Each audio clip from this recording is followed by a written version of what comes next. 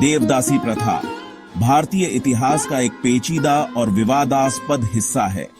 देवदासी का मतलब होता है भगवान की दासी। ये एक ऐसी प्रथा थी जिसमें छोटी बच्चियों को मंदिर और उसके देवता को समर्पित कर दिया जाता था। ये समर्पण जीवन भर के लिए होता था। हालांकि शुरुआत में इसे सम्मान की नजर से देखा जाता था, लेकिन सदियों से ये प्रथा बदल गई। देवदासी प्रथा भारत के कई हिस्सों में प्रचलित थी।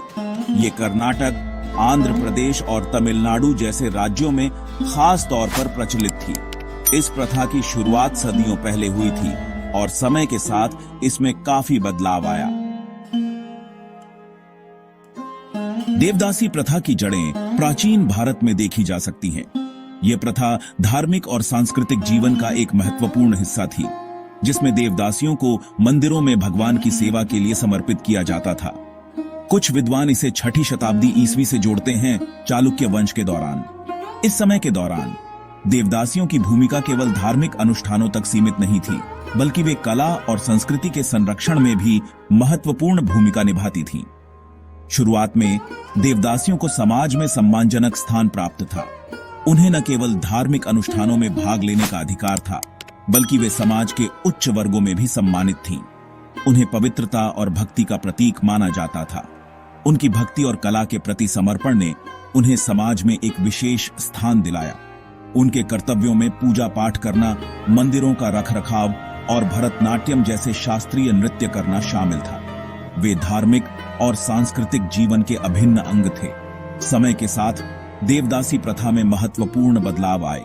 सामाजिक और राजनीतिक परिवर्तनों ने इस प्रथा को प्रभावित किया। मुगल काल के दौरान इस प्रथा को चुनौतियों और शोषण का सामना करना पड़ा। देवदासियों की स्थिति में गिरावट आई और उन्हें कई कठिनाइयों का सामना करना पड़ा।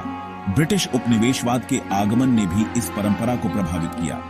ब्रिटिश शासन के दौरान देवदासियों की सामाजिक स्थिति और भी कमजोर हो गई। इन ऐतिहासिक बदलावों के कारण देवदासियों की सामाजिक स्थिति में गिरावट आई।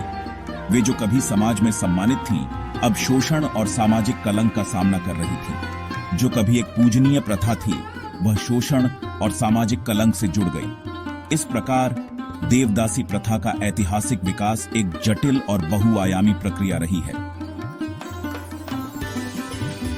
एक लड़की को देवदासी के रूप में समर्पित करने में विस्तृत रस्में और समारोह शामिल थे। इस समारोह को अक्सर पोटुकट्टू कहा जाता था, जो एक शादी समारोह जैसा था। छोटी लड़की का प्रतीकात्मक रूप से मंदिर के देवता से विवाह कर दिया जाता था। समर्पण के बाद देवदासी मंदिर में या उसके आसपास रहती थी। उनका जीवन देवता और मंदिर समुदाय की सेवा के इर्द गिर्द घूमता था। उनकी दिनचर्या में मंदिर की सफाई और सजावट, पूजा पाठ और धार्मिक त्योहारों में भाग लेना शामिल था। देवदासी की भूमिका धार्मिक कर्तव्यों से आगे तक फैली हुई थी। वे कला की संरक्षक थीं और भारतीय शास्त्रीय नृत्य और संगीत को संरक्षित और प्रचारित करने में महत्वपूर्ण भूमिका निभाती थीं। देवदासियों को कम उम्र से ही इन कलाओं में प्रशिक्षित किया जाता था। वे भरतनाट्यम, ओडिसी और अन्य शास्त्रीय नृत्य परंपराओं में कुशल थीं। उनका प्रदर्शन केवल मनोरंजन नहीं था, इसे पूजा का एक रूप और ईश्वर से जुड़ने का एक तरीका माना जाता था। मंदिरों में देवदासी की उपस्थिति भक्तों को आकर्षित करती थी और उस समय के सांस्कृतिक परिदृश्य में योगदान देती थी। भाग 5, शोषण और देवदासी प्रथा का पतन। जैसे जैसे सदियां बीतती गईं, देवदासी प्रथा में भारी गिरावट आई। कभी सम्मानित परंपरा शोषण से जुड़ती चली गई। कई कारकों ने इस पतन में योगदान दिया। सामाजिक पदानुक्रम, आर्थिक तंगी और विभिन्न शासकों के दौरान बदलते शक्ति समीकरणों ने इसमें भूमिका निभाई। देवदासियां पूजनीय होने के बजाय शोषण का शिकार हो गईं। उन्हें अक्सर अमीर और प्रभावशाली पुरुषों के लिए भोग की वस्तु के रूप में देखा जाता था। इस शोषण के कारण देवदासी प्रथा कलंकित हो गई। जो कभी भक्ति का प्रतीक था, उसे अब सामाजिक वर्जना की दृष्टि से देखा जाने लगा।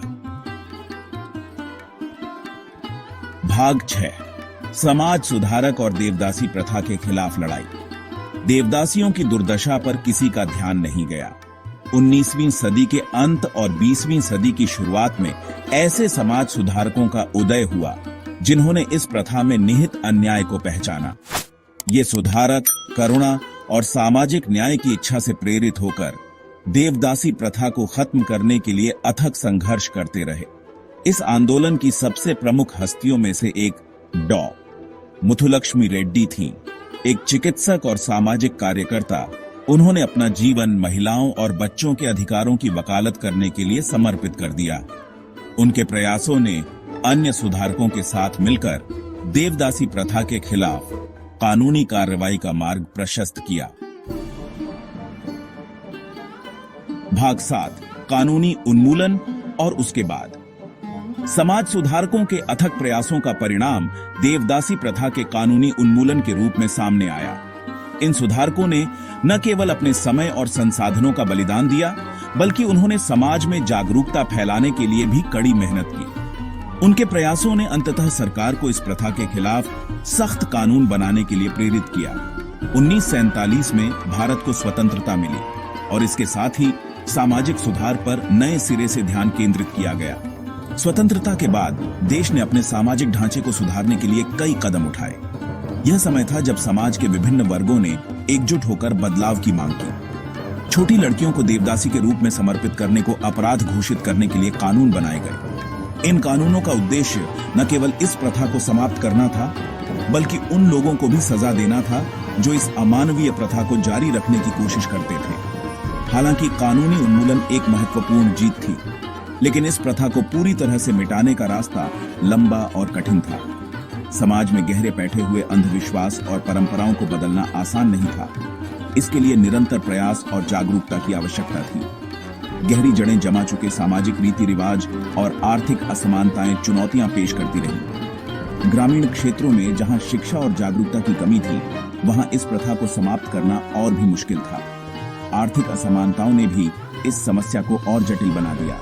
महिलाओं का शोषण, हालांकि देवदासी प्रथा के संदर्भ में गैर कानूनी घोषित कर दिया गया था, लेकिन अन्य रूपों में जारी रहा। महिलाओं को उनके अधिकारों के प्रति जागरूक करने और उन्हें सशक्त बनाने के लिए कई संगठनों ने काम किया, लेकिन यह एक लंबी और कठिन लड़ाई थी जो आज भी जारी है। भाग 8, पुनर्वास और सशक्तिकरण की आवश्यकता। देवदासी प्रथा का उन्मूलन हालांकि महत्वपूर्ण था, केवल पहला कदम था। इस प्रथा का हिस्सा रह चुके लोगों को सहायता और पुनर्वास प्रदान करना आवश्यक था। कई पूर्व देवदासियां बिना घर, आजीविका या सामाजिक स्वीकृति के रह गईं। इन जरूरतों को पूरा करने के लिए संगठन और सरकारी पहल सामने आई। उन्होंने व्यावसायिक प्रशिक्षण, स्वास्थ्य सेवा और शैक्षिक अवसर प्रदान करने पर ध्यान केंद्रित किया। लक्ष्य पूर्व देवदासियों को आत्मनिर्भर बनाने और उन्हें मुख्यधारा के समाज में एकीकृत करना था। भाग 9, निष्कर्ष। देवदासियों को याद करना। देवदासी प्रथा अपने जटिल इतिहास और विकास के साथ सामाजिक प्रगति और न्याय की लड़ाई के महत्व की याद दिलाती है। यह प्रथा सदियों पुरानी है और इसमें कई परतें हैं जो समय के साथ बदलती रही हैं। देवदासियों का जीवन, उनकी कला और उनकी कहानियां हमें यह सिखाती हैं कि कैसे समाज में बदलाव लाने के लिए संघर्ष करना पड़ता है। हालांकि इस प्रथा को कानूनी तौर पर समाप्त कर दिया गया है, लेकिन इसकी विरासत कई लोगों के जीवन को प्रभावित करती रहती है। देवदासियों के वंशज आज भी उन संघर्षों का सामना कर रहे हैं जो उनके पूर्वजों ने झेले थे। यह प्रथा केवल एक ऐतिहासिक घटना नहीं है, बल्कि आज भी इसके प्रभाव को महसूस किया जा सकता है। यह हमारी जिम्मेदारी है कि हम देवदासियों को न केवल शोषण के शिकार के रूप में, बल्कि उन महिलाओं के रूप में याद रखें जिन्होंने भारत की कला, संस्कृति और आध्यात्मिकता में योगदान दिया।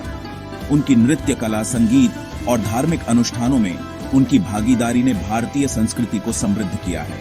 हमें उनके योगदान को सम्मानित करना चाहिए और उनकी कहानियों को आने वाली पीढ़ियों तक पहुंचाना चाहिए। उनके पुनर्वास का समर्थन करके उन्हें सम्मानजनक जीवन जीने के लिए सशक्त बनाकर हम उनके संघर्ष और उनकी दृढ़ता को मान्यता देते हैं। यह महत्वपूर्ण है कि हम उन्हें समाज में एक नई पहचान और सम्मान दिलाने के लिए प्रयास करें। उनके पुनर्वास के लिए चल रहे प्रयासों को और मजबूत करना चाहिए और यह सुनिश्चित करके कि ऐसी प्रथाएं फिर कभी न दोहराई जाएं, हम उनके लचीलेपन का सम्मान करते हैं। यह केवल एक कानूनी लड़ाई नहीं है, बल्कि एक सामाजिक और नैतिक जिम्मेदारी भी है। हमें यह सुनिश्चित करना चाहिए कि भविष्य में कोई भी महिला इस प्रकार के शोषण का शिकार न हो और एक अधिक न्याय संगत और न्यायपूर्ण समाज के लिए प्रयास करते हैं। यह हमारी सामूहिक जिम्मेदारी है कि हम एक ऐसा समाज बनाएं जहां हर महिला को समान अधिकार और सम्मान मिले। देवदासियों की कहानियां हमें प्रेरित करती हैं कि हम एक बेहतर और न्यायपूर्ण भविष्य के लिए काम करें।